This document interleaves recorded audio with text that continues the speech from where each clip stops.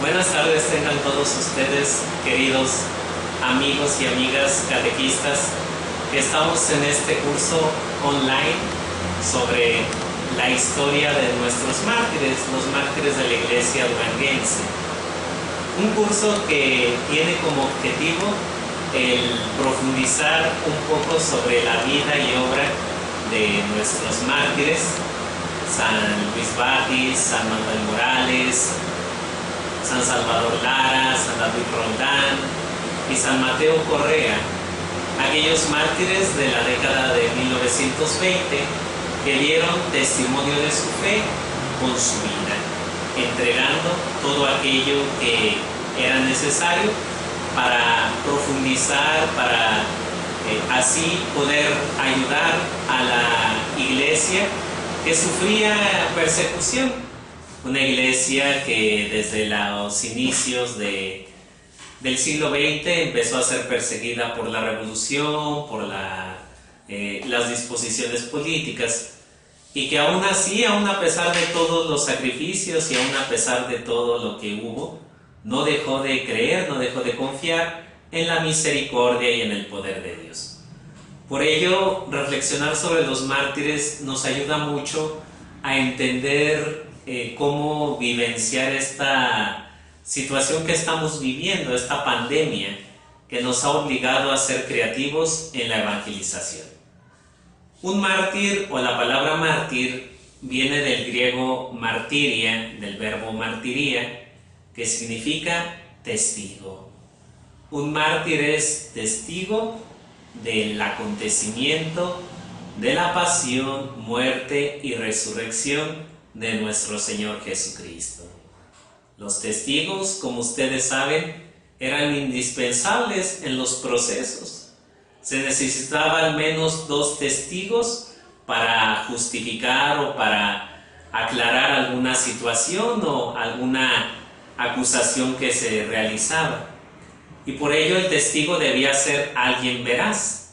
En caso de que el testigo fuera un falso testigo, había en la tradición hebrea una maldición, porque si alguien testificaba falsamente, pues sería perseguido por toda la eternidad hasta que pagara el haber cometido perjurio o el haber hablado con mentira. Y desde los inicios, nuestro Señor Jesucristo, cuando termina su vida terrena aquí en la tierra, le dice a los apóstoles: ustedes serán mis testigos por todo el mundo. Y así comienza una gran aventura donde 12 hombres, 12 valientes, acompañados de sus respectivos discípulos y discípulas, deciden comenzar este camino de testimonio. Y el testimonio es la predicación, que en un principio se hacía solamente a los judíos. Los apóstoles solamente evangelizaban a los judíos, ya fuera judíos de Palestina o judíos de la diáspora, judíos que vivían en diferentes países del mundo, como en Alejandría, en Roma, en Grecia, en distintas partes de los continentes hasta entonces conocidos.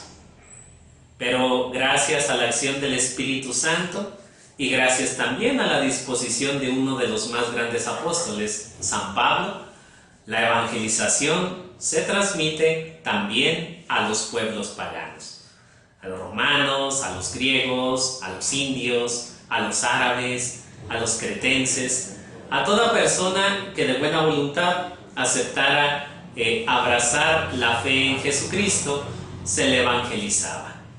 Y así, gracias a esa disposición, el Evangelio atraviesa todo el mundo greco-romano y se expande por toda región. Pero el Evangelio desde el principio encontró obstáculos, encontró dificultades. Y la dificultad principal, pues, fue la persecución. Porque el cristiano realizaba sus servicios, realizaba su liturgia, como ahora la conocemos, la Eucaristía, la liturgia de la palabra, la realizaba en secreto. Ser cristiano no era tan sencillo como es ahora, sino que ser cristiano era un proceso que nosotros conocemos como catecumenado. El catecumenado era una formación de al menos 3 años, donde se le pedía a la persona prepararse para poder así vivir plenamente la fe cristiana, ya que por su mismo carácter secreto, por su mismo carácter privado, causaba cierta emoción o cierta controversia entre los gentiles romanos. Los romanos, al ver que ser cristiano era casi como algo de un muy reservado, llegaron a formular 3 acusaciones contra ellos. Los acusaban de incestuosos, porque entre ellos se llamaban hermanos. Los acusaban de ateos, porque no adoraban dioses como imágenes, sino adoraban a Dios en espíritu y en verdad. Y los acusaban de antropófagos o caníbales, porque oían que comían el cuerpo de un tal Cristo.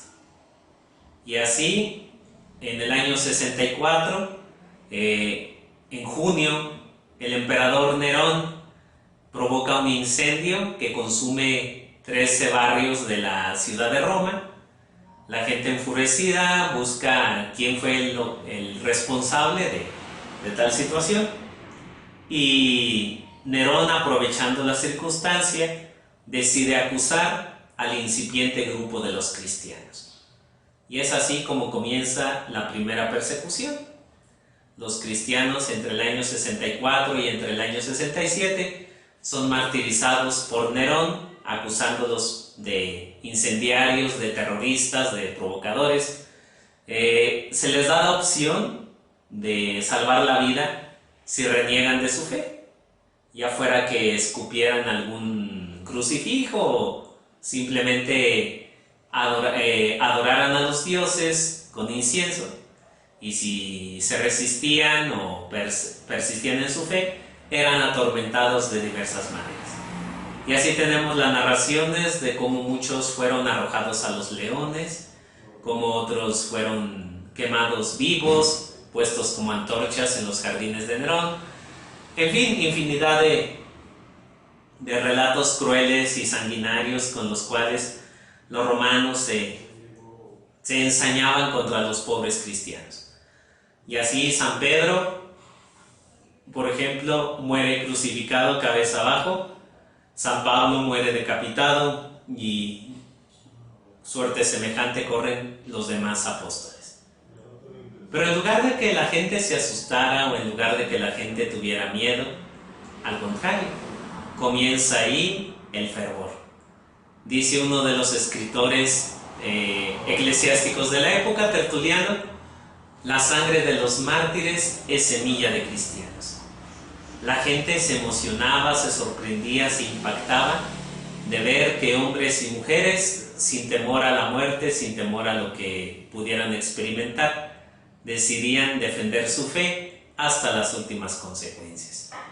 Algunos se preguntaban, ¿por qué no salva su vida? ¿Por qué no reniega de su Dios? Y pues, si fuera tan poderoso, Él lo salvaría o Él la salvaría.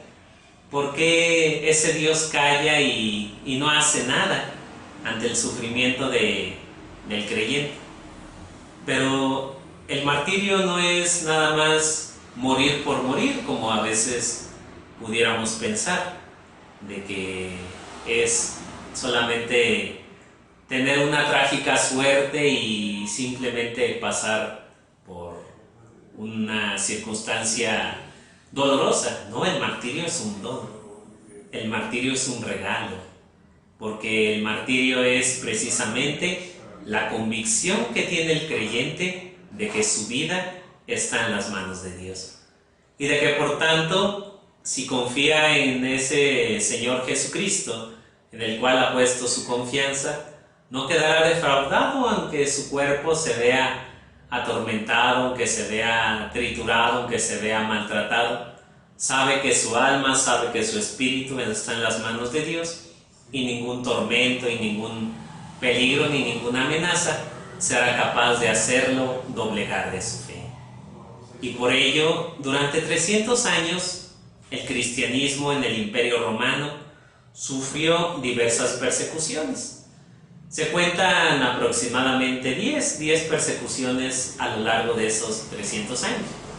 Pero fue variable, ya que los gobernadores de las distintas provincias del imperio a veces eran demasiado sanguinarios, demasiado violentos, y otras veces pues eran hasta cierto punto algo tolerantes y pues hacían de la vista gorda ante el aumento de creyentes en la fe.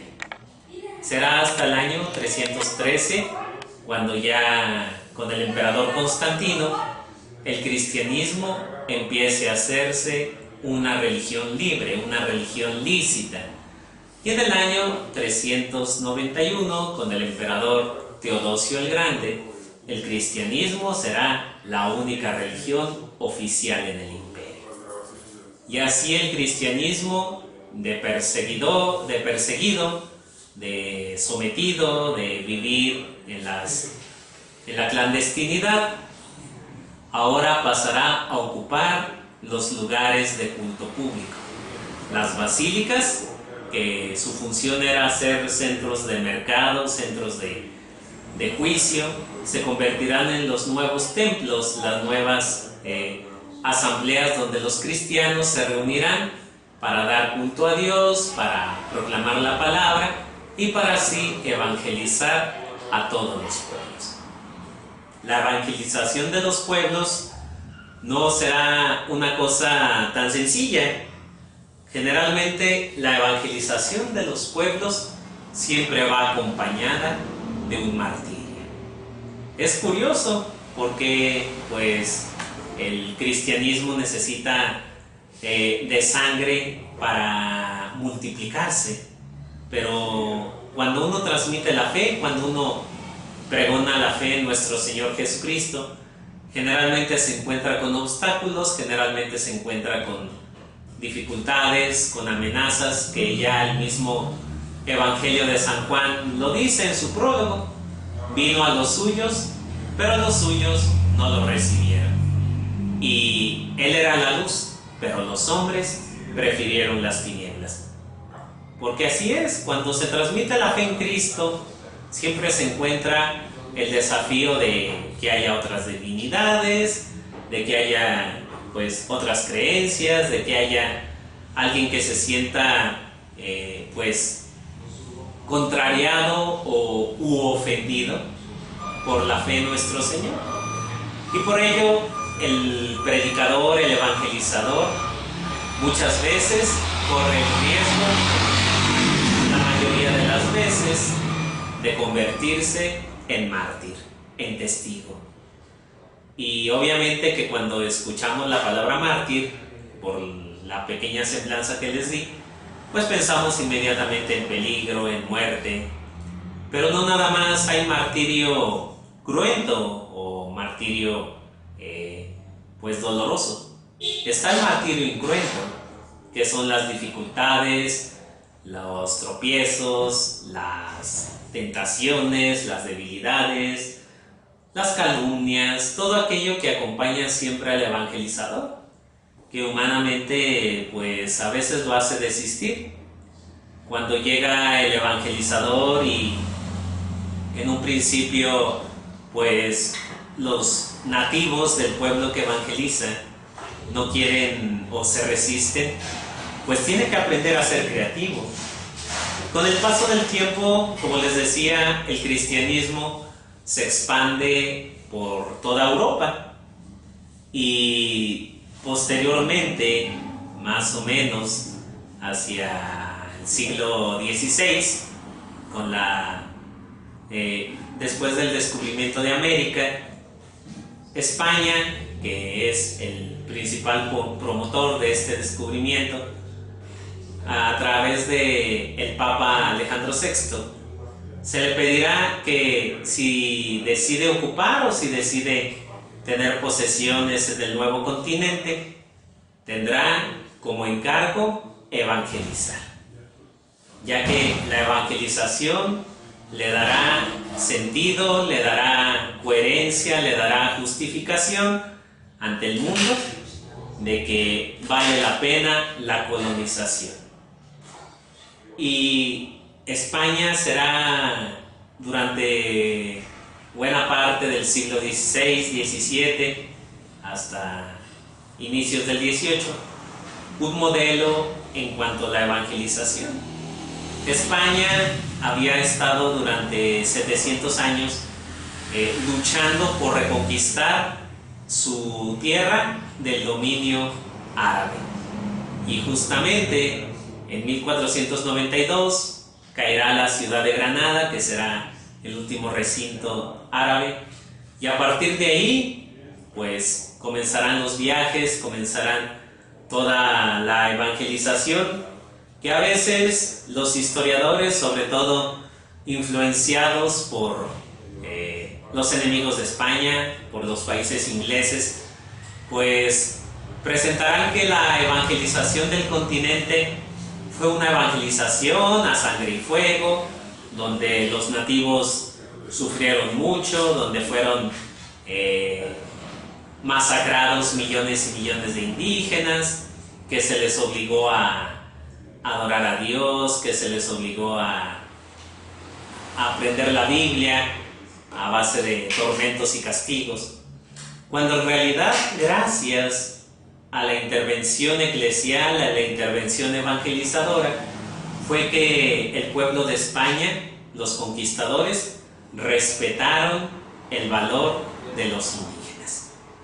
Si no hubiese habido una intervención de la Iglesia, probablemente los pueblos indígenas habrían sido exterminados, como lo hicieron en Norteamérica, en Canadá y en otras regiones del continente.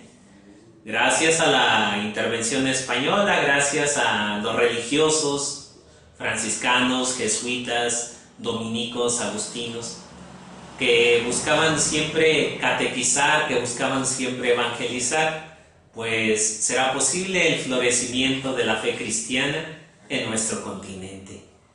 Y así tenemos como en 1519, en un principio estaba Bartolomé de Olmedo, Juan Díaz, entre otros, los que acompañaban a Hernán Cortés como clérigos, pero después vendrán los tres flamencos, que son tres franciscanos, Juan de Tecto, Juan de Ahora, Pedro de Gante, que irán evangelizando, irán conociendo la idiosincrasia, el idioma, la cultura indígena, y le irán purificando, le irán evangelizando. Llegarán después, en 1522-24, los 12 franciscanos, irán llegando después agustinos, dominicos, jesuitas, padres que se dedicarán a aprender primero el idioma de los nativos, ya sea el náhuatl o el tepehuano o cualquier otro dialecto, y posteriormente se dedicarán a diseñar pictogramas, a diseñar recursos catequéticos para así evangelizar a sus oyentes. Y como les decía al principio, la evangelización conlleva el martirio. Muchos franciscanos, muchos jesuitas fueron martirizados mientras evangelizaban. Por ejemplo, en el transcurso de 1616 a 1619, aquí en Durango se desató lo que fue la rebelión tepehuana. Y en ese transcurso fueron masacrados los jesuitas Hernando de Santarén, Hernando de Tobar, Juan de Alavés, Diego Valle, Bernardo Orozco, entre otros, que por promover la fe cristiana y por las acechanzas de un chamán, de un curandero, de un hechicero tepehuano, fueron vistos como enemigos por la gran multitud de indígenas y pasados por las armas, entre 1616 y 1619. Pero aún así, aún a pesar de todas las dificultades, aún a pesar de todos los tropiezos que hubo, la evangelización no se detuvo, continuó, persistió, pasó por la etapa virreinal, que fue donde se consolida. En la etapa virreinal se consolida gran parte de nuestra fe, de nuestra idiosincrasia. Llega la época independentista, donde precisamente los clérigos ocupan un lugar especial como libertadores. Después pasamos a la época de las guerras de reforma, donde el conflicto de intereses entre el incipiente Estado mexicano, que buscaba una tendencia, una política liberal, y la Iglesia, que se le denomina como conservadora, pues buscaban ahí la lucha por la estabilidad y la independencia relativa de cada quien. Llega la intervención francesa, el porfiriato, donde hay una cierta paz, una cierta tranquilidad, y estalla la revolución contra 30 años de dictadura, la revolución que se concretiza en la Constitución de 1917. Y entonces, a partir de ese proceso de revolución, de lucha contra las clases opresoras, en la ideología de muchos pensadores liberales, de muchos pensadores revolucionarios, pues estaba la convicción de que la Iglesia era también un instrumento de sometimiento, un instrumento de control. Se perseguirán las instituciones, se perseguirá a los obispos, a los sacerdotes, pero aún a pesar de todo eso, la mayoría del pueblo continuará conservando su fe, porque la fe ya era algo que formaba parte de su ADN, de su tradición, de su forma de ser y de vivir. Por muy revolucionario, por muy sicario o asesino que fuera algún militante, no dejaba de tener ese temor de Dios, ese miedo a la condenación eterna, y de buscar de algún otro modo el auxilio de los sacramentos. Y en este contexto del siglo XX es donde se desarrolla un poco la vida de nuestros héroes, de nuestros mártires, los mártires duranguenses, que, como ya les dije, pertenecen a la vida de Durango y del norte de Zacatecas.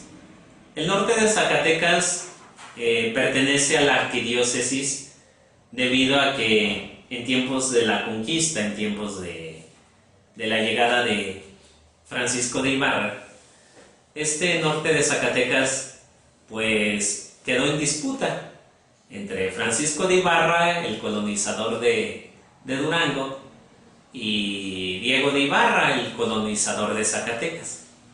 Civilmente se queda en posesión del estado de Zacatecas, pero eclesiásticamente, desde 1620, el norte de Zacatecas, como son los municipios de Zainalto, Sombrerete, Chalchihuites, Nieves, Miguel Auza, Juan Aldama, Río Grande, serán evangelizados por clérigos, por sacerdotes de Durango. Y por ello, desde entonces, forma parte, eclesiásticamente hablando, de la arquidiócesis de Durango. Y así, los primeros mártires de los que queremos hacer mención nacen en la región del norte de Zacatecas, en Chalchihuites y Sombrerete, municipios de hondo sentir católico, de hondo sentir cristiano, que desde pequeños fueron educados con el fin de perseverar, de continuar en la fe. Así tenemos, por ejemplo, al sacerdote Luis Batis, nacido en San Miguel del Mezquital, nacido en Miguel Auza, Zacatecas, el 3 de septiembre de 1879, hijo de don Wenceslao Batis Arellano y de María de Jesús Sáenz Ortega, quienes lo bautizaron el 10 de septiembre del mismo año. Este sacerdote ingresó al seminario a los 12 años de edad y fue ordenado consagrado presbítero el 1 de enero de 1884. Entre los cargos que tuvo fue párroco de San Juan de Guadalupe, en Durango, párroco de San Diego de Canatlán, en Durango también, párroco y finalmente párroco de Chalchihuite, Zacatecas, desde 1925. Destacaba por su profunda espiritualidad, por haber sido director espiritual del seminario y también fue capellán del santuario de Nuestra Señora de Guadalupe. Este sacerdote, San Luis Batis, su formación será indispensable porque él ayudará al desarrollo en la fe de los siguientes mártires. Es así como concluimos esta primera cápsula, presentando los antecedentes de San Luis Batis y el contexto de su pueblo, el contexto de la nación mexicana, de cómo es que en medio de un ambiente de persecución y de odio contra la iglesia, los fieles cristianos se mantenían firmes en su fe.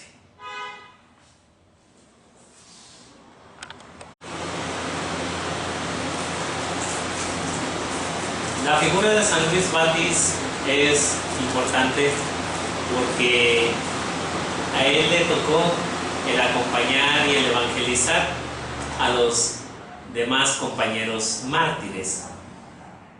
En un principio, como les decía, San Luis Batis se distinguía por un gran celo espiritual. Hay testimonios donde sus feligreses dicen que él hacía oración constante ante el Santísimo Sacramento y que de una manera hasta cierto punto espontánea decía: Señor, quiero ser mártir, aunque indigno ministro tuyo, quiero derramar mi sangre gota a gota por causa de tu nombre. El martirio, les repito, es un don, no es una circunstancia aleatoria o no es algo que uno experimente en contra de su voluntad. Cristianamente, un mártir siempre tendrá que pedir ese don a nuestro Señor Jesucristo. De lo contrario, puede ser que se le conceda morir en alguna circunstancia. Pensemos en un tiroteo, en una explosión o en alguna circunstancia ajena. No se le llamaría mártir, sino solamente pues víctima de las circunstancias. El auténtico mártir siempre tendrá un deseo de unirse a nuestro Señor, de descubrir en los sufrimientos y en la pasión de Jesucristo un medio eficaz, un medio contundente para acercarse a Dios.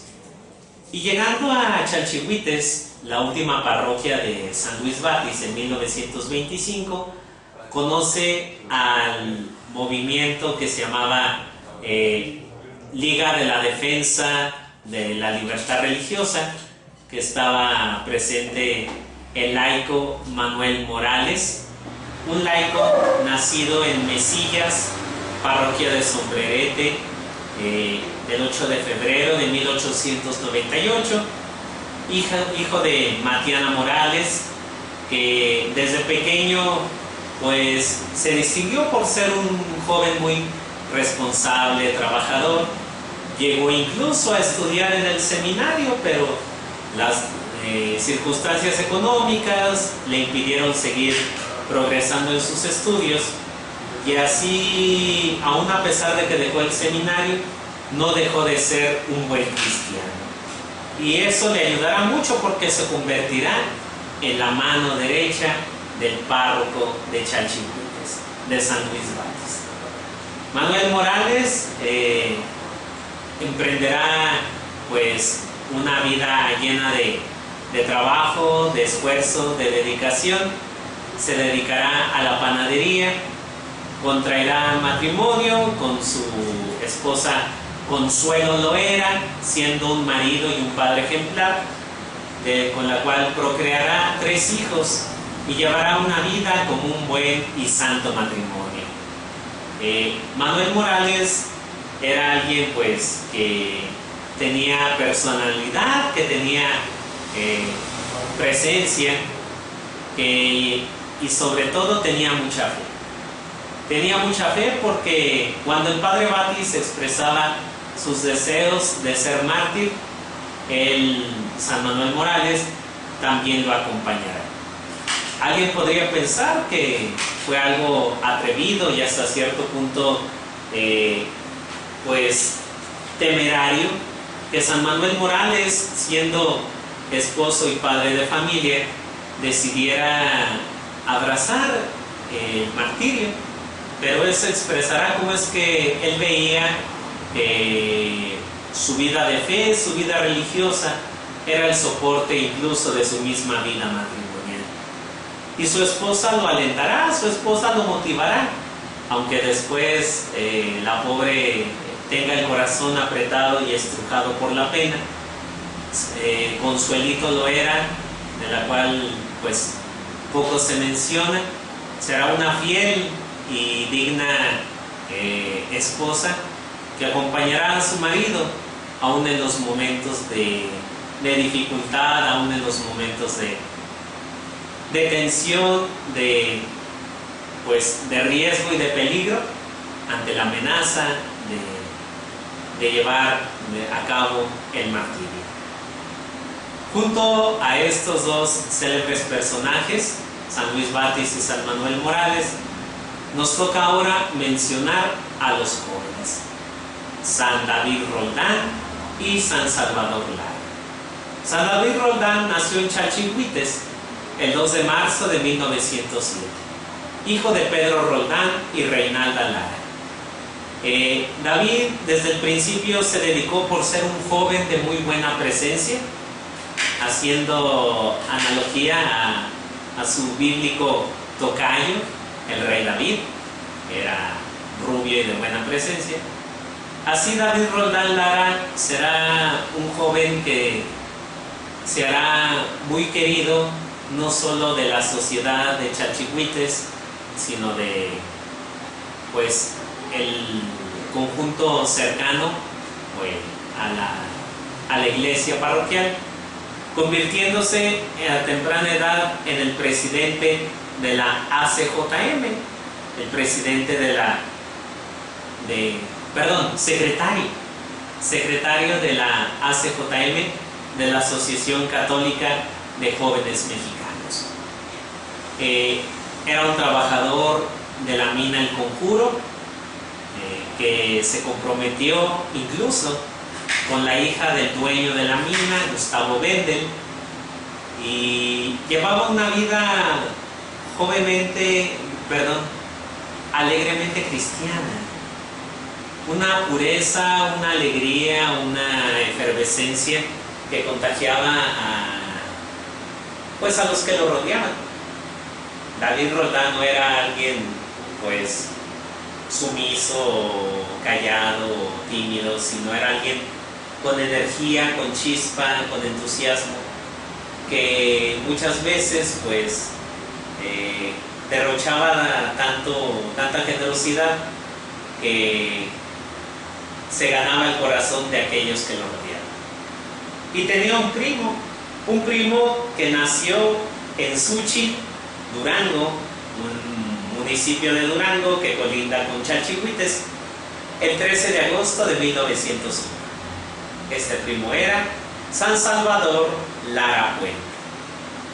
San Salvador, hijo de doña Soledad Puente y de don Francisco Lara, era el modelo de hijo, pues quedando huérfano desde pequeño, incluso llegó a entrar al seminario, pero se salió del seminario por circunstancias económicas que atravesaba y se dedicó a ayudar a su madre. Se dedicó a trabajar, se dedicó a esforzarse para poder socorrer a su mamá en todas sus necesidades. San Salvador Lara es quien sí llegó a ser presidente de la Acción Católica Juvenil Mexicana y San David Roldán, su secretario. Y la Acción Católica Juvenil Mexicana y la Liga de la Defensa del grupo Susan León 13, que comandaba San Manuel Morales, trabajaban en conjunto, dirigidos bajo la mirada de San Luis Batis. San Luis Batis, como vemos, tenía la capacidad, lo mismo, de dirigir a los adultos, a los varones, a los hombres ya pues con experiencia, y al mismo tiempo a los jóvenes. A veces los clérigos se les dificulta atender a los jóvenes porque dicen que los jóvenes necesitan más atención o los jóvenes no dejan algún beneficio. Hay cierto prejuicio hacia los jóvenes por pensar que, pues, como ellos son muy inquietos, son muy dinámicos, necesitan capturar su atención en el momento. Y el clérigo, el sacerdote, pues es un poco más, pues, paciente o más de un esquema, de un modo de ser ya más esquemático, más establecido. Pues muchos de ellos se resisten a atender a los jóvenes, pensando que es innecesario o son hasta cierto punto, pues, gastos que no producen o que no dejan algún beneficio a la parroquia o a la comunidad.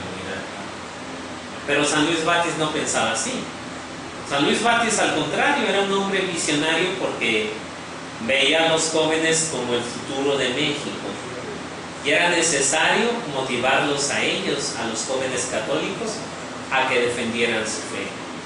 Porque la fe era, hasta cierto punto, vivía momentos de dificultad, momentos de tensión, al presentarse la persecución. La persecución, que es el deseo del gobierno de controlar toda aquella voz disidente que opinara o que contradijera sus disposiciones políticas, sociales, económicas. Y sin duda la única voz que controlaba o que no se dejaba manipular por las influencias gubernamentales era la Iglesia. Y de ahí que el general Plutarco Elías Calles, en 1926, decida decretar la Ley Calles, que en síntesis es el querer tener un control de la Iglesia, de los ministros, de todo aquello que la Iglesia hablaba y decía, y que tenía que ser conforme a la voluntad y disposición del gobierno. Esto, pues, obviamente suscitó en los jóvenes católicos una indignación, una respuesta que en un principio era pacífica. Estamos en la década de los 20 y es el tiempo donde los jóvenes toman conciencia del poder, de la fuerza que tienen ante los atropellos de la autoridad. Y así ellos, en comunión con su párroco, se reúnen, pero para dialogar de una manera civilizada. El gobierno ha visualizado que estas reuniones eran para preparar fanáticos o gente, pues, que sin conciencia, sin medidas, sin una visión clara, estuviera dispuesta a matar y a dejarse inmolar con el fin de defender una ideología. Pero los jóvenes, la Asociación de la Liga de Religiosa y la Asociación Católica Mexicana, no eran jóvenes fanáticos, ni eran jóvenes pues inconscientes. Tenían una directriz, tenían un acompañamiento, y el acompañamiento era de un hombre plenamente espiritual, un hombre que era consciente del riesgo que se jugaba con ello.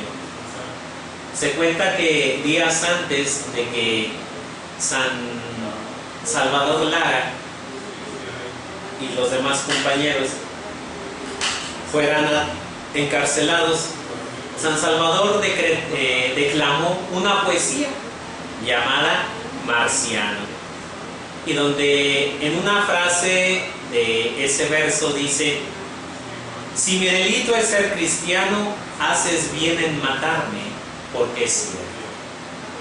El gobierno quería control, sometimiento, que el creyente, ya fuera laico o fuera sacerdote, acatara y obedeciera las disposiciones gubernamentales. Tentación, amenaza que desde los inicios de la iglesia, como comentábamos anteriormente, ha estado presente siempre.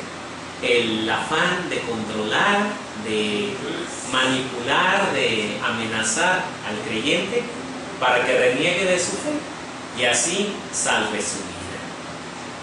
Pero continuaron con las reuniones, continuaron con todo aquello que pues humanamente y eclesiásticamente hacían para poder así motivar a las personas a que pudieran defender su fe de una manera pacífica, de una manera pues dentro de los límites de la legalidad.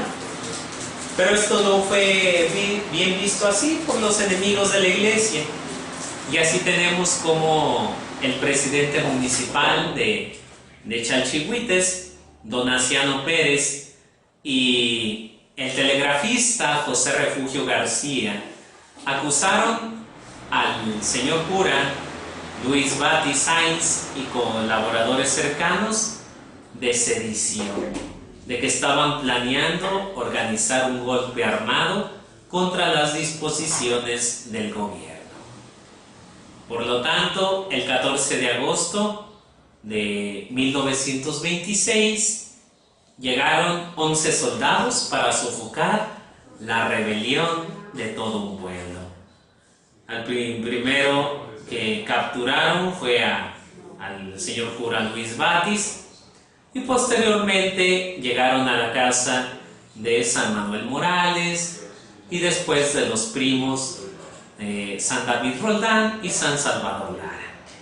Los prisioneros fueron conducidos a la presidencia municipal. El teniente, que se llamaba Blas García, les preguntó: ¿con qué objeto tienen estas juntas? ¿Con qué objeto se reunían? Si planeaban atacar, si planeaban destruir o amenazar los intereses gubernamentales. Y el padre Batis respondió: con el objeto de defender esta santa causa de nuestra religión. Defender de la ley Calles, defender de las arbitrariedades, defender de un gobierno que quería callar la voz de la iglesia. Y firman esta declaración, les preguntó el teniente, a lo cual respondieron: sí, señor. Y sin saberlo, firmaron su sentencia de muerte. Mucha gente intentó interceder por los que estaban ahí arrestados. Incluso don Gustavo Bendel, el dueño de la mina El Conjuro y futuro suegro de San David Roldán, ofreció dinero, ofreció recursos para que pues pudieran dejar libre a San David y a los compañeros, pero las órdenes eran tajantes y probablemente se quería realizar un escarmiento para que, atemorizados y asustados por la represión que iban a realizar unas horas más tarde, la gente evitara reunirse para contradecir o para atacar las disposiciones del gobierno. Incluso Consuelito Loera se acercó junto con sus hijos para implorar que no le hiciera nada a su amado Manuel, pero el teniente Blas, había dicho García, Blas Maldonado, se dio cuenta de que el pueblo permanecía en actitud de espera y de que pues corría el riesgo de que hubiera ahí un levantamiento, por lo cual decidió permanecer cauteloso hasta que en la noche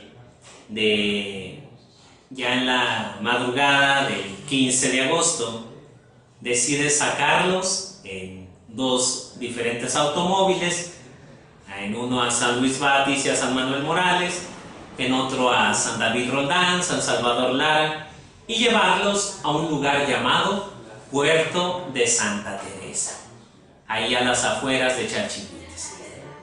Llegan ahí, nuevamente les dicen: si reconocen las leyes de calles, nada les pasará. O algunas versiones dicen: si dicen viva el supremo gobierno, se les perdonará la vida. Pero ellos repiten nuevamente: primero morir. Y aquí viene un dato muy hermoso, muy emotivo, muy fuerte.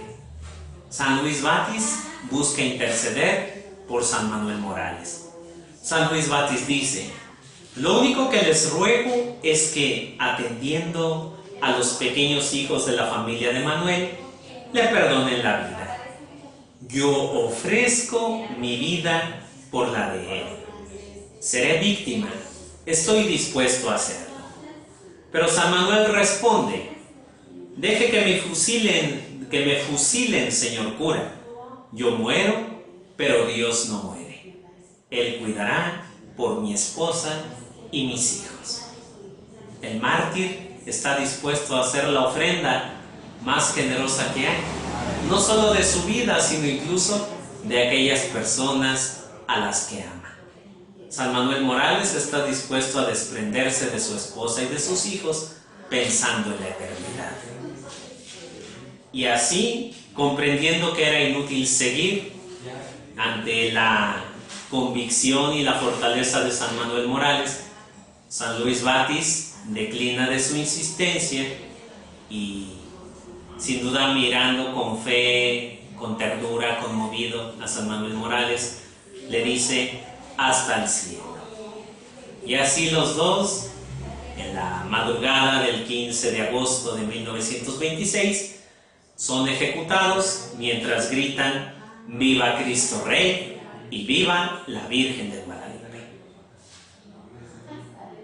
Minutos más tarde, San David Roldán, San Salvador Lara, colocados a una distancia relativa,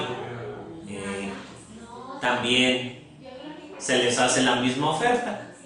Si juran o si prometen defender o proclamar que viva el supremo gobierno, se les perdonará la vida. Ellos también responden: antes morir que decir eso. Y del mismo modo son ejecutados la madrugada del 15 de agosto de 1926, gritando ellos: viva Cristo Rey y la Virgen de Guadalupe. E incluso hay un testimonio de que uno de los verdugos, al ver la serenidad con la cual afrontaron estos jóvenes la muerte, dijo: qué lástima haber matado a este hombre, a San Salvador Lara. Era tan grande y tan fuerte. Transcurrieron algunas horas, el pueblo se enteró de la trágica noticia, pero inmediatamente tomó cartas en el asunto.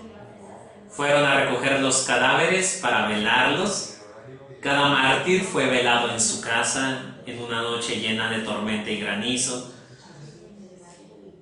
Y para evitar que los profanaran, al poco tiempo los sepultaron en el panteón municipal.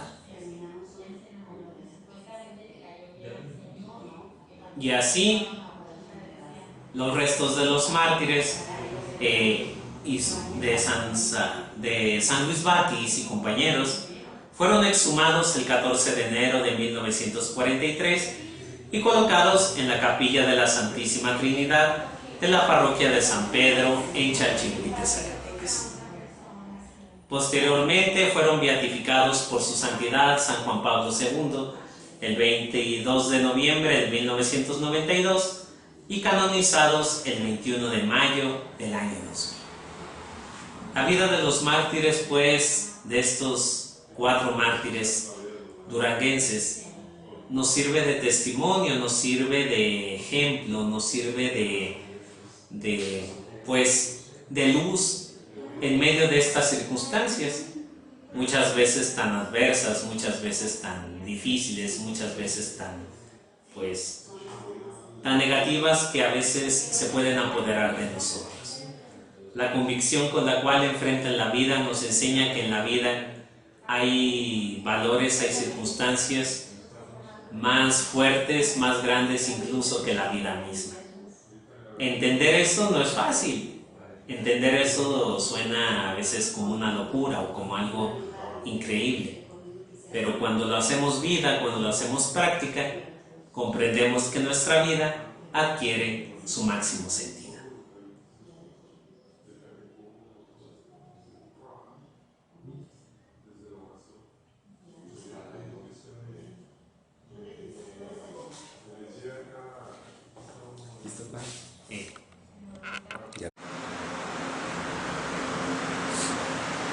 Continuando con nuestra exposición sobre los mártires duranguenses, ahora toca el turno de un mártir nativo de Tepechitlán, Zacatecas, pero que ha sido adoptado por nuestra iglesia duranguense. Me refiero a San Mateo Correa. San Mateo Correa nació en Tepechitlán, Zacatecas, el 22 de julio de 1866. Sus padres eran Rafael Correa y Concepción Magallanes. Recibió las aguas del bautismo al día siguiente, el 23 de julio, y fueron sus padrinos el párroco del lugar, Procopio del Toro, y Luisa Correa, tía de San Mateo. Recibió el sacramento de la confirmación por el obispo Ignacio Mateo Correa y el sacerdocio por el señor cura Jesús Roble, que fue su padrino. Sus estudios fueron auspiciados por el padre Eufemio Este en Jerez, Zacatecas, terminándolos en Guadalajara, Jalisco, en 1879. En 1881 se va a vivir a Zacatecas para ingresar al seminario, donde fue admitido gratuitamente, a cambio de desempeñar la función de portero del plantel. Por su buena conducta y excelente aplicación, obtuvo una beca y así fue aceptado como alumno interno. Fue ordenado sacerdote el 20 de agosto de 1893, teniendo su cantamisa en la ciudad de Fresnillo, Zacatecas, el 1 de septiembre de ese mismo año. Fue capellán de la hacienda de Trujillo por un lapso de 18 meses. Posteriormente, en 1897, fue capellán de Valparaíso, Zacatecas, por otro espacio de tiempo igual. Fue vicario cooperador allí mismo y también capellán de Mezquitic, Jalisco. De 1898 a 1905 fue párroco de Concepción del Oro, Zacatecas. Allí trabó amistad con la familia Pro Juárez, dando la comunión al beato Miguel Agustín.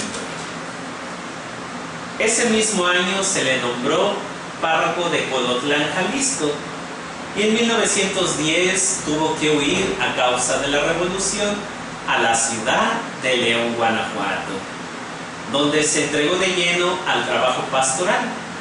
La persecución carrancista coincide con su ministerio de párroco en el poblado de Noria de los Ángeles, Zacatecas, de 1914 a 1917. En diciembre de este año es nombrado párroco de Huejuca, Jalisco, donde permaneció 3 años, pues en 1920 es nombrado párroco de Guadalupe, Zacatecas, donde permaneció hasta 1921. años, porque es enviado después a Tlaltenango, Zacatecas.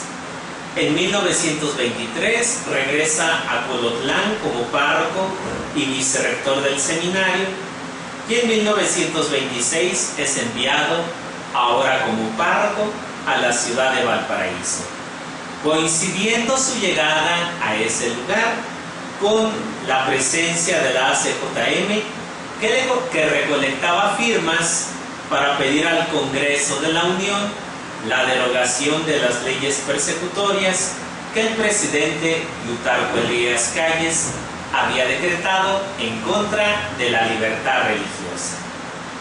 El 2 de marzo de 1926 llegó a Valparaíso el general Eulogio Ortiz, que al enterarse de todas las gestiones y acciones de los jóvenes de la Acción Católica Juvenil Mexicana, mandó capturar a San Mateo Correa, al padre José Rodolfo Aguayo, a los jóvenes Vicente Rodarte, Pascual Padilla, Lucio Caldera, este último presidente de la ACJM, acusándolos de sedición, de revoltosos, de perturbadores del orden, a causa de las peticiones de firmas que estaban solicitando para que la ley Calles, la ley que impedía el culto público, que restringía la presencia de los sacerdotes, que limitaba muchas de las acciones eclesiales, fuera derogada. Al presentarse ambos sacerdotes, el padre José Rodolfo y el padre Mateo Correa, ante el general Ortiz, él les preguntó: ¿cuál es su labor aquí? ¿Qué es lo que hacen? A lo que ellos respondieron: nuestra labor es una labor de paz. A lo que el militar, disgustado, les restregó el manifiesto con las firmas recabadas, acusándolos de revoltosos y de sediciosos. El padre Rodarte intervino diciendo: el padre no tiene nada que ver, acaba de llegar. A lo que el militar le replicó: no sabe nada, llegando y haciendo lumbre. Luego los amenazó con llevarlos presos a Zacatecas por sediciosos. Y en vista de que habían sido arrestados sin ningún vehículo y sin nada que pudieran llevar para su transporte, los liberó, pero tuvieron que regresar a pie al lugar donde pertenecían. En tanto, el pueblo, enterado de las arbitrarias circunstancias en las cuales había sido arrestado San Mateo Correa, se exaltaba y se llenaba de indignación, puesto que era algo que atentaba contra sus derechos, atentaba contra su integridad física y moral, como religioso, como persona, como sacerdote. Después, el general Ortiz mandó un piquete de soldados para que vigilara al padre Mateo Correa.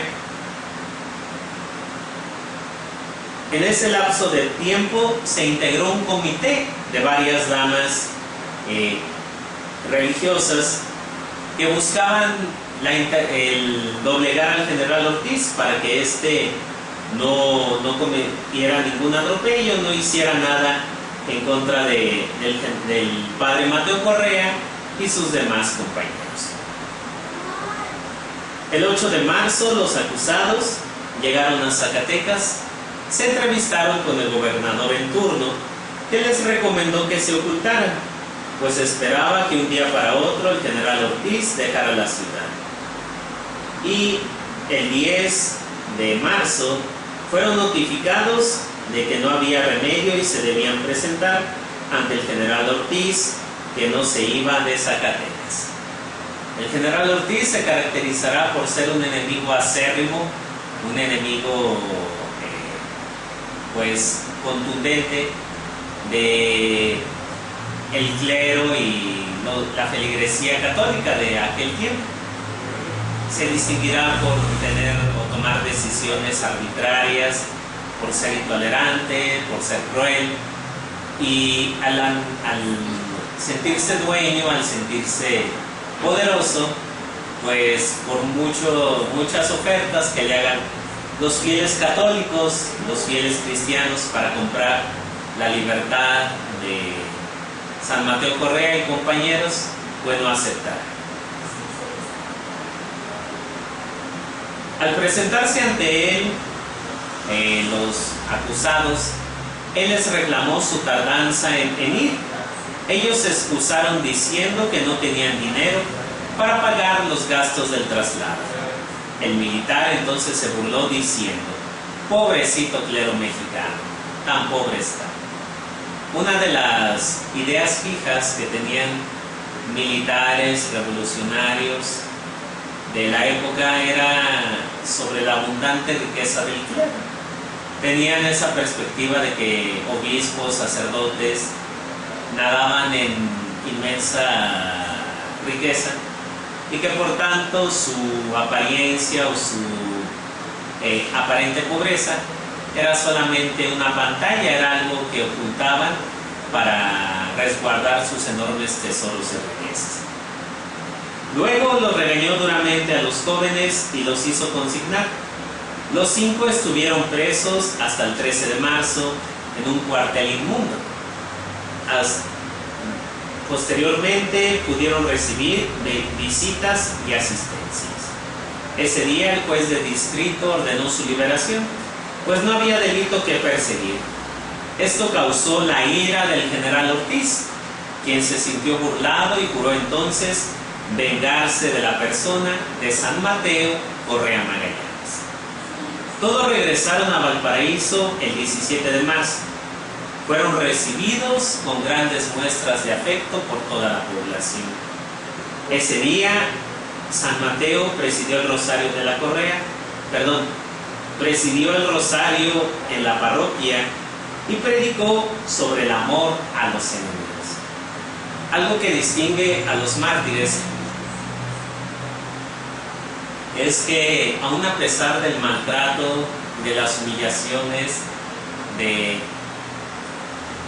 todas las calamidades que sus enemigos los hicieron sufrir, los hicieron pasar, siempre se distinguirán por predicar el perdón.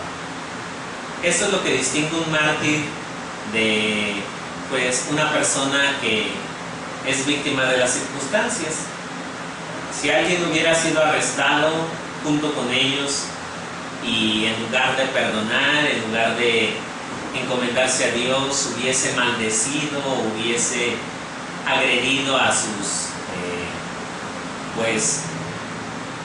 captores, a sus verdugos, no sería considerado mártir, porque el mártir se debe distinguir por su integridad física y moral, porque aún en medio del rencor, del odio, del maltrato que reciba a causa de sus captores, si mantiene la serenidad, si mantiene así la capacidad de perdonar, de acompañar, de reconciliarse con sus enemigos, es porque ha obtenido el don del martirio. De lo contrario, si muere maldiciendo, si muere con deseos de venganza o con promesas de desquitarse de todo el daño que se les ha hecho, aun cuando haya muerto en compañía de gente tan ilustre como San Mateo Correa o San Luis Batis, que ya anteriormente habíamos mencionado, San Manuel Morales, San David Roldán, San Salvador Lara, pues no será considerado un mártir, sino solamente alguien que participó de la muerte, pero sin disfrutar de los frutos de santidad, de magnanimidad, de perdón, de reconciliación propios del martirio. Desde esa fecha, San Mateo Correa se dedicó a su ministerio con mayor empeño, trabajando con gran celo, no solo en su parroquia, sino en las rancherías a donde iba. Él se dedicaba a la catequesis, se dedicaba a ir hasta sus comunidades, evangelizar, confesar, en fin, administrar los sacramentos que fueran necesarios, para así mantener a su catequesis, a su pueblo, a su comunidad, pues activa y evangelizada, iluminada por la fe en Cristo, en comunión con la Santa Iglesia.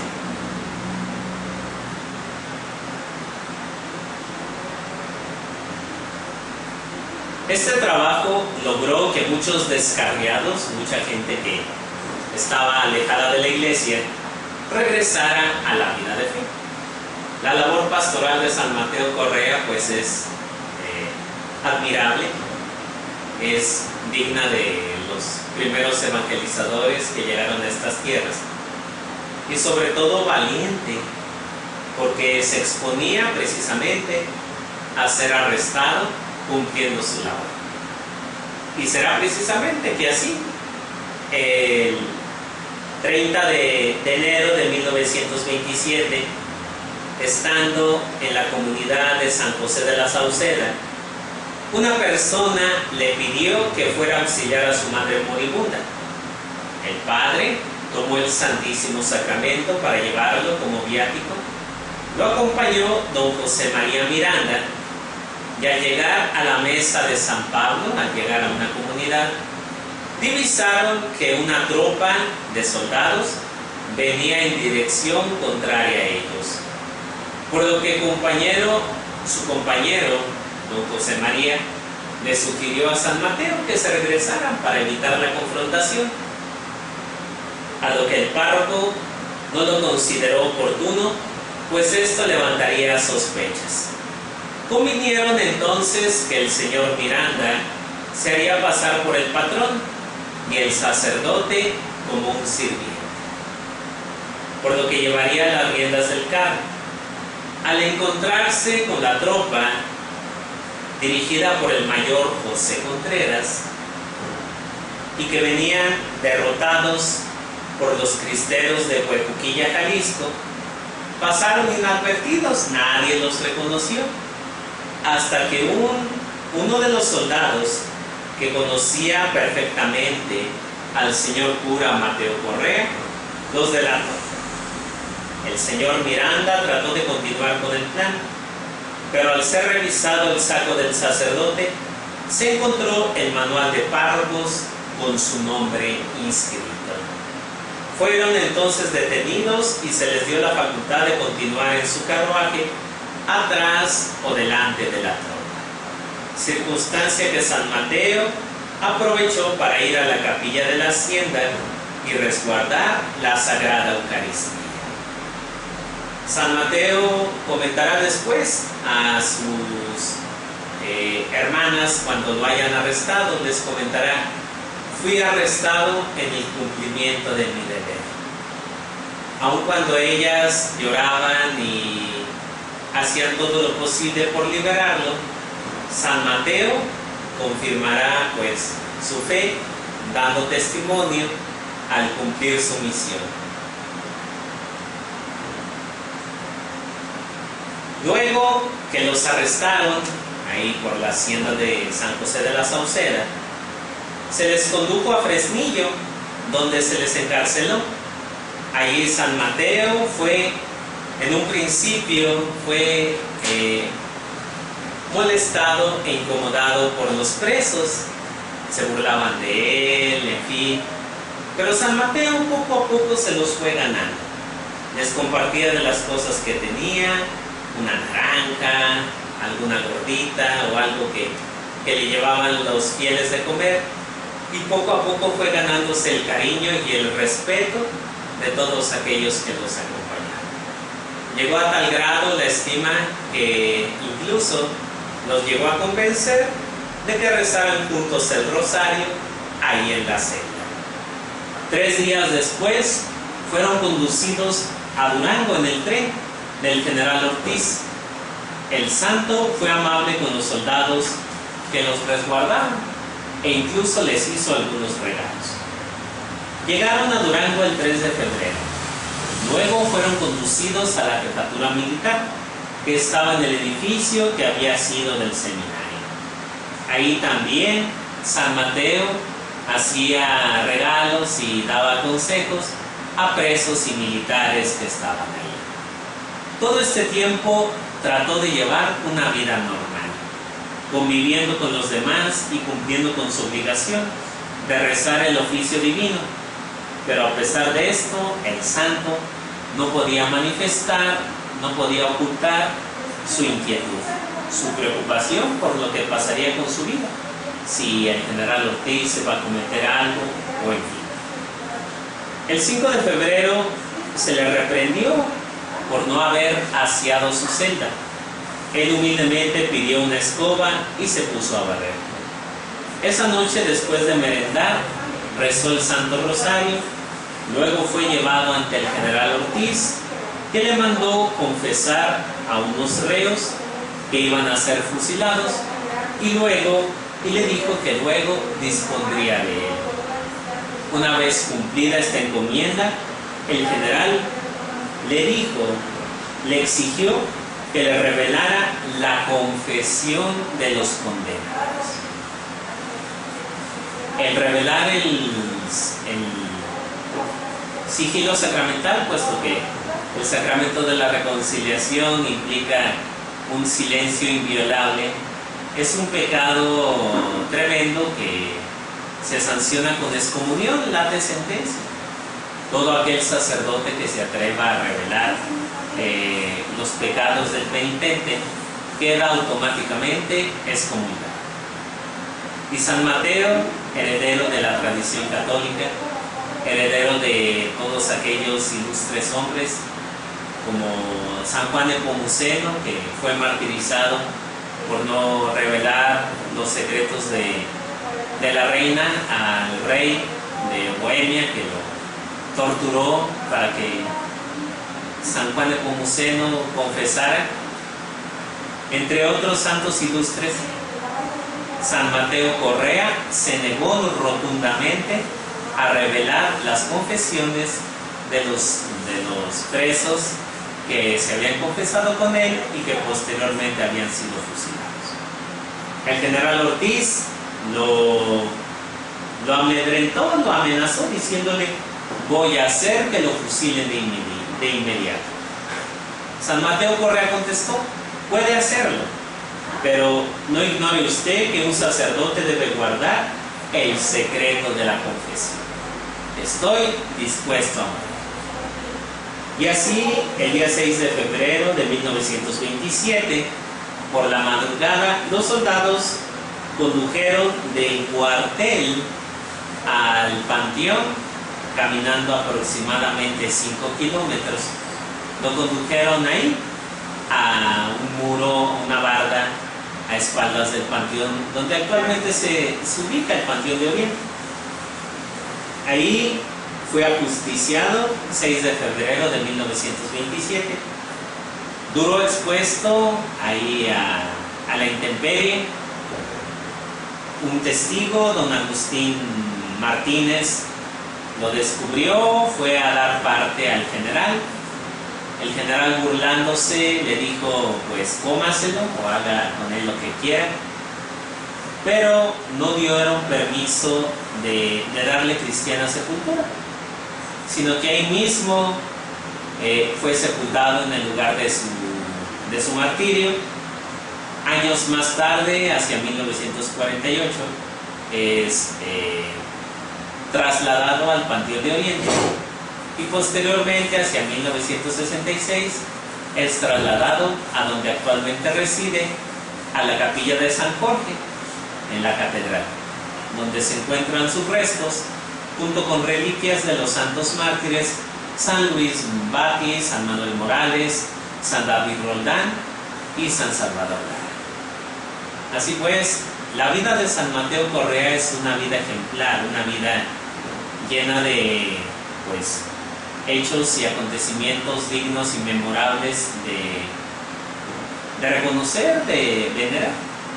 Él, como buen cristiano, supo asumir las responsabilidades de su fe, incluso en los momentos más álgidos, más críticos. Mantuvo la serenidad y la caridad con los que lo rodean. Se le considera el santo patrono de la reconciliación, o el santo patrono de de la confesión semejante a San Juan Nepomuceno. Pidámosle que al Señor, que es San Mateo Correa, nos ayude a descubrir, a valorar, a sentirnos orgullosos de la fe cristiana y a saber darles su justo valor y su justa presencia a cada uno de los sacramentos.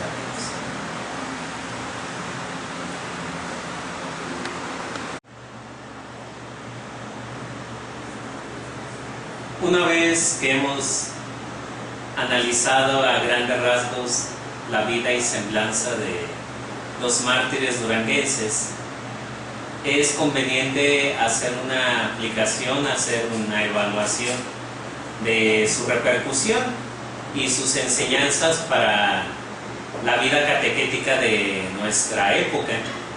Hace 94 años, los mártires de Chalchihuites, y 93 San Mateo Correa, pues fueron un parteaguas para la sociedad zacatecana y duranguense de ese tiempo. Nuestro señor arzobispo, don Faustino Armendáriz Jiménez, ha querido que la feligresía, los clérigos, los movimientos religiosos, movimientos pues laicales, en fin, nos empapemos, nos llenemos de conocimiento acerca de vida y obra de los mártires. Pero más allá de reducir esto a un mero trabajo académico, de memorizar nombres, fechas y acontecimientos, más bien debemos de reflexionar sobre el papel que tuvieron ellos y su influencia, su labor, para así sacudir y mover las conciencias de las personas que lo rodean. Porque después de la muerte de los mártires de Chalchihuites, ahí estalla el movimiento cristero. Es de los primeros pueblos en el país donde la gente se levanta en armas para luchar contra la opresión de las leyes injustas que restringían la libertad religiosa. Aparentemente podemos sentirnos orgullosos y decir qué bueno que la gente se enfureció, qué bueno que la gente descargó su ira, qué bueno que hizo todo aquello que desencadenó una sangrienta guerra civil, dejando al menos unos 80,000 muertos entre desaparecidos y algo de muerte y destrucción en diferentes partes del país. Pero el levantar las armas, el empuñar las armas, pues siendo estrictamente observantes de la fe, es la forma menos indicada de alabar a un mártir. Imaginemos los mártires que ya habíamos comentado en el inicio de nuestra charla, los mártires de los primeros siglos que hubiesen apoyado a los rebeldes judíos o rebeldes de los pueblos sometidos por Roma, que se hubiesen levantado en armas para defender a los mártires o para masacrar a los soldados imperiales que cometían tales atropellos. La violencia nunca será la mejor forma de alabar a un mártir, sería hasta contraproducente. La forma digna de alabar a un mártir pues es la imitación. La imitación como discípulo, como oveja, como testigo de Cristo muerto y resucitado. El martirio en una sociedad que cada vez es un poco consumista, hedonista, que le gusta la satisfacción y el bienestar rápido, pues suena como algo escandaloso, algo increíble, algo que humanamente nos cuesta trabajo aceptar. Porque todos admiramos a los mártires, todos los reconocemos, todos los aplaudimos, los veneramos, pero imitarlos es algo que no todos estaríamos dispuestos a hacer. El martirio es un don, el martirio es un regalo que otorga el Señor, pero que la gente debe de pedir con fe. Ya les comentaba ahorita con San Mateo Correa, cómo es que San Mateo sufre maltratos mientras está preso, cómo es que se burlan, lo humillan, pasa por algunas tribulaciones, pero él bendice, pero él conserva la calma, pero él es generoso, comparte, ayuda, socorre, en fin, manifiesta la presencia de Dios precisamente al sufrir con paciencia el martirio. El martirio es contrastante con la actitud vengativa, con la actitud pues autosuficiente que nos puede ofrecer el mundo. El mundo nos puede decir: si te lastiman, si te hieren, véngate, desquítate, trátalo como te ha tratado. Pero Jesús nos dirá: ama a tu enemigo, ora por el que te persigue, reza por el que te difama y calumnia, sé perfecto como tu Padre Celestial es perfecto. Y la perfección en el cristianismo consiste en practicar la misericordia en todo momento y en todo lugar. Aquí convendría preguntarnos, como forma de análisis introspectivo, a semejanza de los mártires duranguenses que brevemente hemos expuesto, ¿cómo practico yo la misericordia en medio de esta tribulación? Me la paso quejándome, me la paso protestando, renegando, desde mi papel como catequista, me siento dispuesto a, si no derramar mi sangre literalmente, porque ellos, San Luis Batis, lo comentábamos, él sí quería ser mártir por Cristo, y lo pedía y lo imploraba, e incluso les comentó a sus compañeros laicos, Manuel Morales, David Roldán, San Salvador Lara: yo quiero ser mártir, ¿quién quiere seguirme? Y ellos al unísono le dijeron: nosotros también. Pero nosotros, catequistas, sacerdotes, feligreses del 2020, ahora estamos experimentando un martirio más sutil. No se nos persigue con armas, con pistolas o algún otro instrumento de muerte, sino ahora se nos persiguen nuestros principios, nuestras convicciones, nuestra fe. Se pone a prueba nuestra paciencia, se pone a prueba nuestra humildad, todas nuestras actitudes cristianas, ofreciéndonos en cambio pues el vivir el momento, pero vivirlo sin consecuencias, el descargar nuestra frustración de la manera que sea, el convertirnos en gente pues no siempre amable o condescendiente, sino a veces el tener pues actitudes negativas, actitudes que humanamente nos hacen igualarnos a los sentimientos que ofrece el mundo.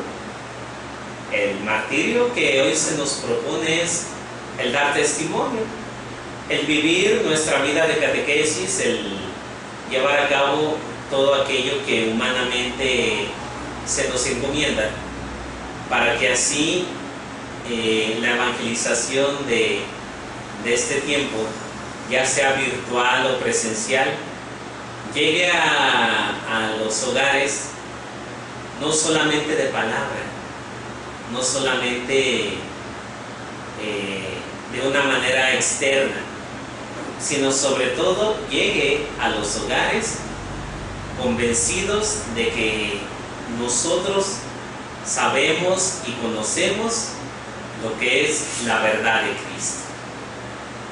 Y por ello, la segunda pregunta es: ¿qué tan dispuesto estoy a transmitir la verdad de Cristo donde quiera que me encuentre? Transmitir, comunicar. Porque la verdad de la iglesia será perseguida.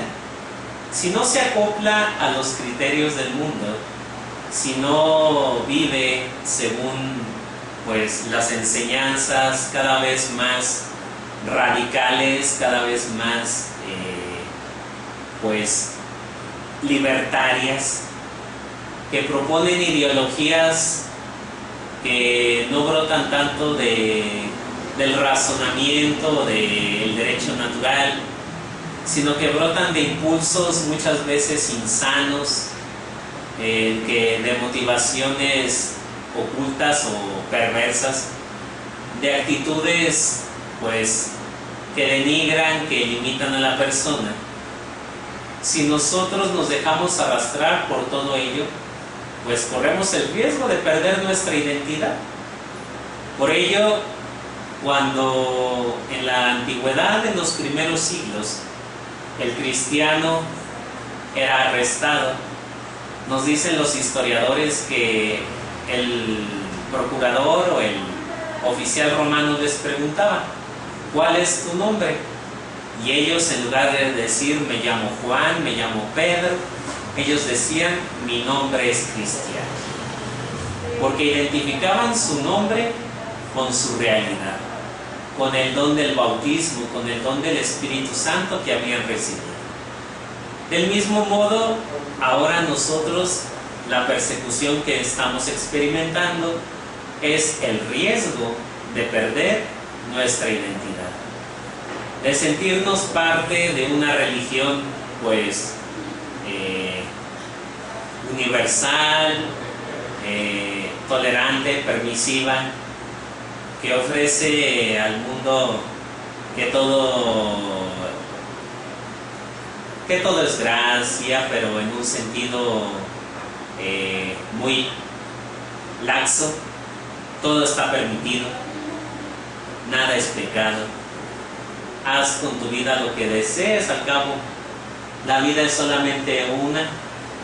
No hay que preocuparse de la eternidad, no hay que preocuparse de vivir en gracia, sino que todo es pues algo bien visto ante la sociedad e incluso ante Dios. Y por tanto, si todo está permitido, pues muchas veces se aplica lo que es la ley del más fuerte.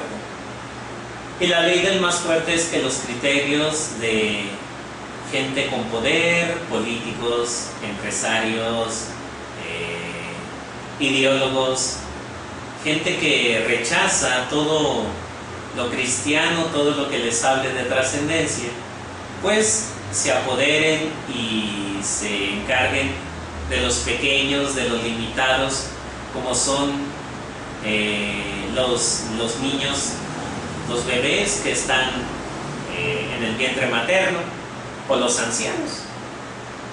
También eso es una forma de persecución, de martirio, que la vida cristiana, su moral, su ética, sus lineamientos, todo lo que la iglesia propone es visto como retrógrada, como anticuado, como algo que debemos deshacer. Y por tanto, ahorita lo que es necesario proponer es una vida sin control, sin límites, deshacernos de todo aquello que nos moleste, llámese embrión, feto o cualquier otro pequeño ser, o también deshacernos de los ancianos, de los enfermos, para así tener paz, tener comodidad, tener bienestar en una sociedad que se desgasta consumiéndose a sí misma y desechando relegando a aquellos que no producen. San Manuel Morales, por ejemplo, nos da un ejemplo de, valga la redundancia, de la confianza en Dios, estando a punto de ser fusilado. San Luis Batis intercede por él y le dice, solamente les pido una cosa, que por favor respeten la vida de Manuel. Él tiene esposa, él tiene hijos, así que mátenme a mí en su lugar. Y San Manuel Morales, lleno de confianza, lleno de fe, dice, no, señor cura, no se preocupe. Yo muero, pero Dios no muere. Él cuidará de mi esposa y de mis hijos. La confianza en la providencia. Un mártir se distingue por confiar, porque sabe que su vida, aun cuando experimente tormentos y dificultades, no está en sus manos, está en las manos de Dios. La tercera pregunta que podríamos hacer es, ¿qué tanto confío yo en la providencia divina? Y confiar no en un sentido de relajamiento total, de decir, pues no voy a hacer nada, que la providencia actúe. No. Confiar en la providencia es, como diría San Ignacio de Loyola, haciéndolo todo como si dependiera de ti, pero convencido de que todo depende de Dios. Porque así es la confianza en la providencia. La confianza en la providencia no es una vida de pereza, de ociosidad, de descanso, sino la confianza en la providencia es el que yo actúe, el que yo con mis manos, con mis obras, con mi pensamiento, con mi mente, sea un agente de la providencia. Llegue hasta donde Dios necesita que yo pueda llegar. ¿Qué tanto confío en la providencia? Es qué tanto me preparo, qué tanto aprovecho, qué tanto estudio, qué tanto ayudo, qué tanto colaboro.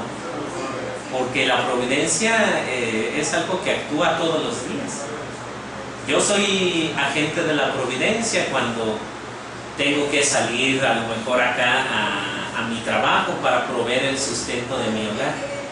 Yo soy agente de la providencia cuando desde mi casa preparo mis clases virtuales o hago alguna presentación o video con el fin de catequizar a los pequeños que tengo encomendados.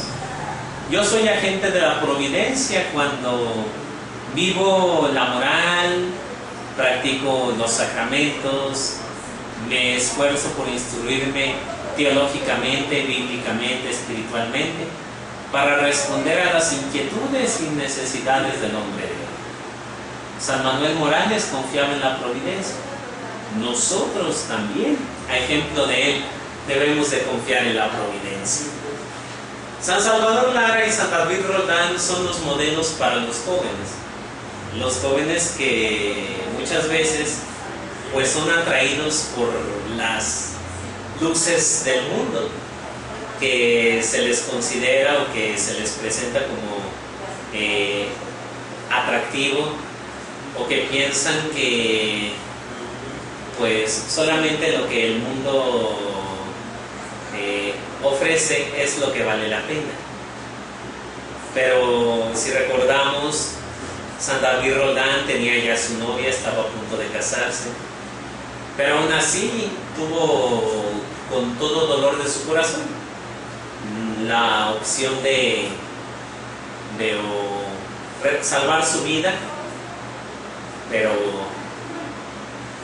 renegando de su fe, o ganar la vida eterna, entregándolo todo, entregando incluso su amor, sus planes, todo lo que ya había preparado para casarse con la hija de su patrón, Gustavo Bindel. Eso es sinónimo de cómo es que el amor incluso se refleja en la frase de Juan 15:16. Nadie tiene más amor que el que da la vida por sus amigos. San David Roldán da la vida por su fe, por su patria, por su iglesia. Sin duda que habrá sido un golpe terrible para su prometida, para su suegro, pero aún así él es consciente de que el Señor, que todo lo ve, que todo lo conoce, le iba a recompensar con la vida eterna, y sin duda la intercesión de San David por sus seres que dejaba en este mundo. San Salvador Lara también pues era el sostén de su familia, huérfano de papá, cuidaba a su anciana mamá y tenía también sus limitaciones, tenía sus situaciones que sanar, que experimentar, pero no tenía miedo, y eso es lo maravilloso. Su miedo se lo entregó al Señor para que Él hiciera con él lo que considerara conveniente y pudiera salvar, pudiera sanar, pudiera concederle la vida eterna a él y a sus compañeros. Y San Mateo Correa, pues es sin duda, de quien hablábamos recientemente, es el modelo de la virtud, de la humildad, del sigilo, de la discreción, en tiempos donde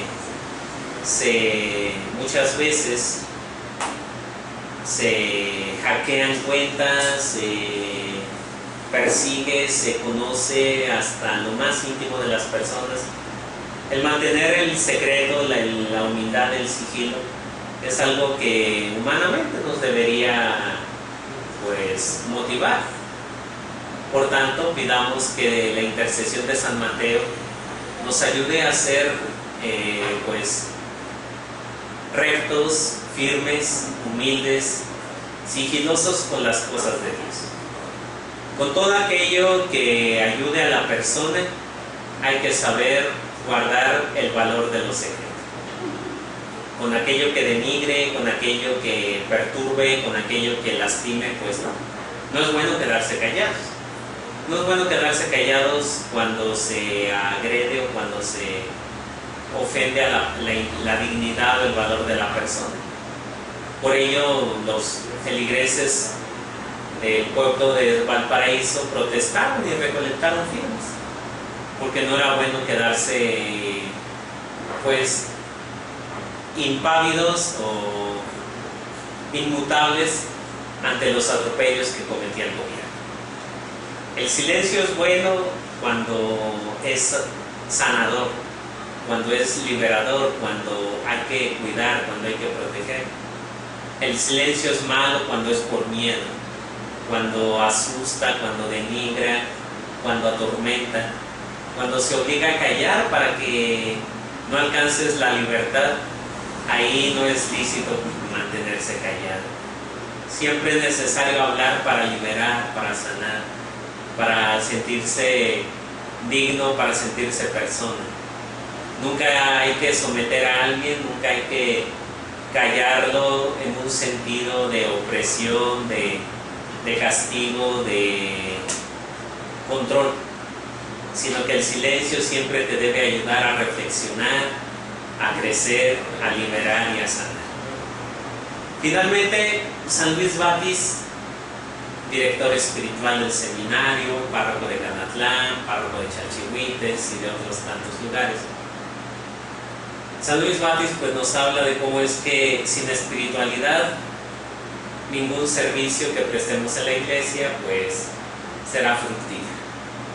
Si estamos en la iglesia por obtener algún beneficio, por obtener alguna ganancia o algún reconocimiento, estamos equivocados. Nadie de nosotros va a lograr éxito esperando que la iglesia le reconozca, le aplauda todo lo que haga. Porque la iglesia está inserta en un mundo y el mundo a veces nos ofrece la tentación de que todo el mundo nos alabe. Ya hace unos días comentábamos el Evangelio que decía Jesús: cuiden de que sus obras no las hagan delante de los hombres. De lo contrario, no obtendrán la recompensa del Padre que está en los cielos. Las obras. Y por ello es necesario el ser humildes, el ser modestos, para que todo aquello que nosotros realizamos incremente la fe, pero desde nuestra espiritualidad, desde nuestro servicio, desde nuestra generosidad, desde nuestra entrega, desde todo aquello que nosotros lo hacemos no por amor al reconocimiento, por amor a la gratificación terrena.